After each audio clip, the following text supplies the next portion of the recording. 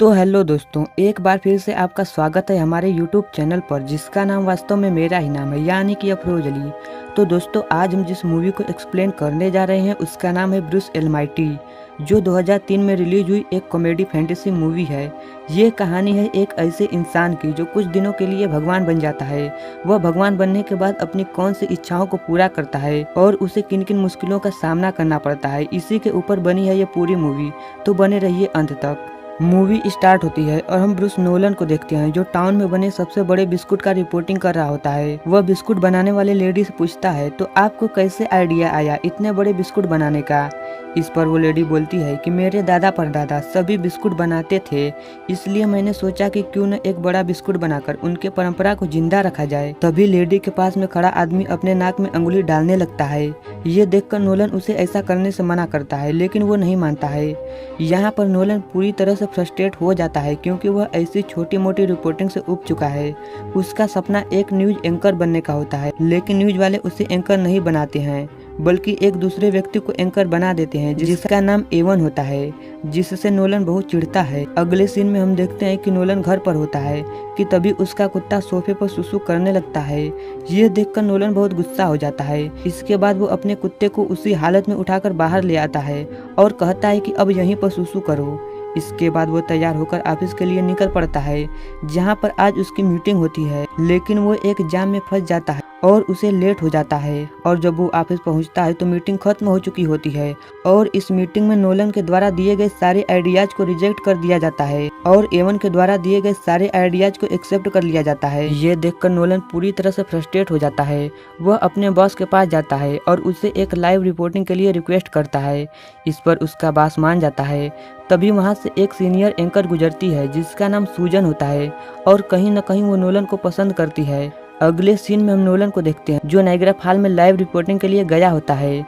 यह उसका पहला लाइव रिपोर्टिंग होता है, इसलिए वह बहुत ज्यादा एक्साइटेड होता है। अब लाइव रिपोर्टिंग शुरू होने वाली होती है कि तभी नोलन को पता चलता है कि एवन को हेड एंकर बना दिया गया है। ये सुनकर नोलन पूरी तरह से फ्रस्ट्रेट हो जाता है और जब लाइव रिपोर्टिंग शुरू होता है तो वो चुपचाप खड़ा होता है। उसे इस समय उसकी पत्नी और पूरे शहर के लोग लाइव देख रहे होते हैं, लेकिन वो लाइव में कुछ नहीं बोल रहा होता है, बस चुपचाप खड़ा होता है। सभी लोग उसे आवाज लगा रहे होते हैं कि नोलन कुछ बोलो, लेकिन वो कुछ नहीं बोल रहा होता है। लेकिन कुछ समय बाद वो बोलना शुरू कर देता है और वो ऐसी ऐसी वाहियात बातें करता है कि चैनल को उसका कनेक्शन कट करना पड़ता है। इसके बाद चैनल वाले उसे धक्का मारकर ऑफिस से बाहर निकाल देते हैं। अब जब नोलन चैनल वालों को गालियां बकते हुए घर जा ही रहा होता है कि तभी वो देखता है कि कुछ लोग एक भिखारी को परेशान कर रहे होते हैं। ये देखकर नोलन उस भिखारी को बचाने के लिए आगे बढ़ता है। नोलन को देखकर वो लोग जाने लगते हैं और पूरा मामला सेट हो गया होता है, लेकिन नोलन अपने बड़बोलेपन की वजह से उन्हें कहता है कि अच्छा हुआ कि तुम लोग चले गए, नहीं तो मैं तुम लोगों को बहुत बुरी तरह से मारता। ये सुनकर वो लोग वापस आ जाते हैं और नोलन को बहुत बुरी तरह से पीटते हैं। इसके बाद नोलन घर आ जाता है, जहां वो अपने पत्नी से कहता है कि मेरी जिंदगी में सब कुछ बहुत बुरा चल रहा है और ये सब भगवान की वजह से हो रहा है। दरअसल नोलन की जिंदगी में कुछ भी बुरा होता है तो वह उसका जिम्मेदार भगवान को मानता है। अगर उसका कुत्ता सोफे पर सुसु करे तो भगवान की गलती, अगर उसका पैर सड़क पर बने गड्ढे में चला जाए तो भगवान की गलती, सड़क पर जाम लगे तो भगवान की गलती, एवन को प्रमोशन मिले तो भगवान की गलती।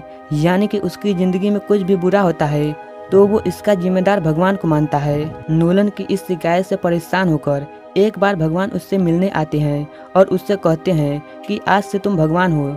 तुम्हें लगता है कि मैं अपना काम ठीक से नहीं कर पा रहा हूँ, इसलिए अब तुम इस काम को करो, मैं छुट्टी पर जा रहा हूँ। गोट की पावर मिलते ही नोलन अपने पावर का इस्तेमाल अजीब अजीब तरीकों से करने लगता है। वो उन लोगों को जिन लोगों ने उसे मारा था, उन लोगों के बॉस के पिछवाड़े से एक बंदर निकाल देता है, जिसे देखकर बाकी लोग डर कर भाग जाते हैं। फिर वह उस बंदर को उसके पिछवाड़े में वापस डाल देता है और ऐसे ही अजीब अजीब तरीकों से वो अपने शक्ति का इस्तेमाल करता है।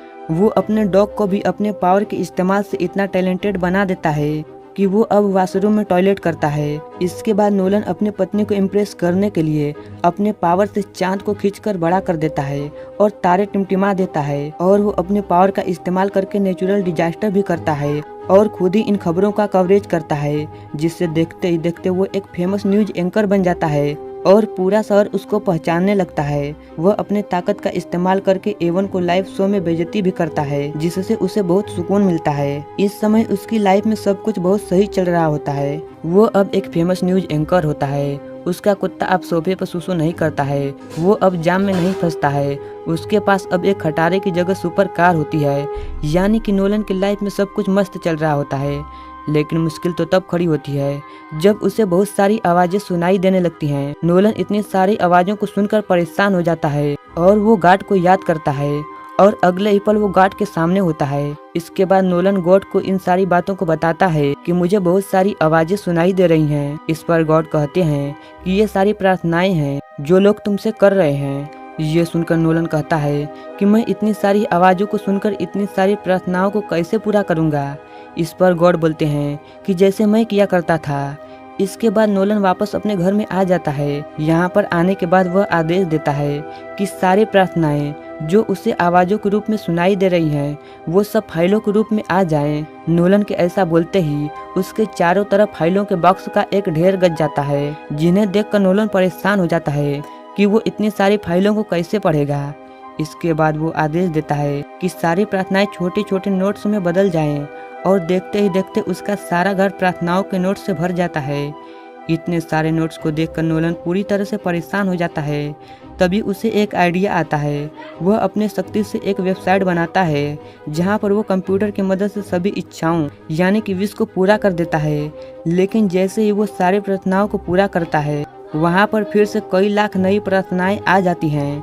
ये देखकर नोलन पूरी तरह से फ्रस्ट्रेट हो जाता है और इसी फ्रस्ट्रेशन में वह दुनिया के सभी लोगों की विश पूरी कर देता है। इसके बाद वो एक शानदार पार्टी रखता है जिसमें सूजन भी आई होती है। अब जब नोलन ने दुनिया के सभी लोगों की विश पूरी कर दी है, तो सूजन, जिसका विश होता है कि वो नोलन के क्लोज आ जाए, उसकी भी विश पूरी हो जाती है और सूजन और नोलन क्लोज आ जाते हैं। लेकिन इसी समय मार्था भी पार्टी में आ जाती है और वो इन दोनों को ऐसा करते हुए देख लेती है। इसके बाद वो नोलन से ब्रेकअप करके यहाँ से चली जाती है। मार्था के जाने के बाद नोलन पूरी तरह से उदास हो जाता है और जब वो पार्टी में वापस आता है तो सूजन बोलती है कि तुम्हारा मूड कैसा है। इस पर नोलन जवाब देता है कि मैं बारिश में भीगना चाहता हूँ। नोलन के ऐसा कहते ही छत तोड़कर पानी नीचे गिरने लगता है, जिसे देखकर सारे मेहमान यहाँ से भाग जाते हैं। इसके बाद न्यूज पर दिखाया जाता है कि शहर के जितने लोगों ने भी लॉटरी खरीदी थी, सभी लोगों की लॉटरी लग गई है। लेकिन लॉटरी कंपनी के पास इतना पैसा नहीं है कि वो सभी लोगों की लॉटरी के पैसे दे सके। इस पर सरकार अभी जांच कर रही है। ये सब नोलन की वजह से हुआ होता है, क्योंकि उसी ने सभी लोगों की विश पूरी कर दी होती है। हालांकि इस समय नोलन के पास किसी भी चीज की कमी नहीं होती है, न पैसा, न रुतबा, न किसी चीज की कमी। लेकिन वो मार्था के चले जाने की वजह से बहुत दुखी होता है, क्योंकि वह अपने ताकत का इस्तेमाल करके मार्था को वापस नहीं बुला सकता, क्योंकि उसकी पावर का एक रूल होता है कि वह किसी के मर्जी के खिलाफ नहीं जा सकता। धीरे धीरे समय बीतता है और नोलन अंदर ही अंदर टूट जाता है। एक दिन वो देखता है कि मार्था गॉड से एक विश मांग रही है कि मैं अब भी नोलन को बहुत प्यार करती हूँ। गॉड प्लीज नोलन को फिर से मुझसे मिला दो। ये देखकर नोलन इमोशनल हो जाता है और वह बाहर सड़क पर आ जाता है और कहता है कि भगवान तुम ही महान हो, तुम जीत गए और मैं हार गया।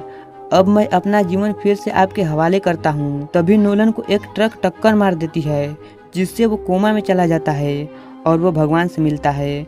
वो भगवान से कहता है कि मुझे माफ कर दीजिए, मैंने आपको चैलेंज किया। आपका काम वाकई में बहुत कठिन है।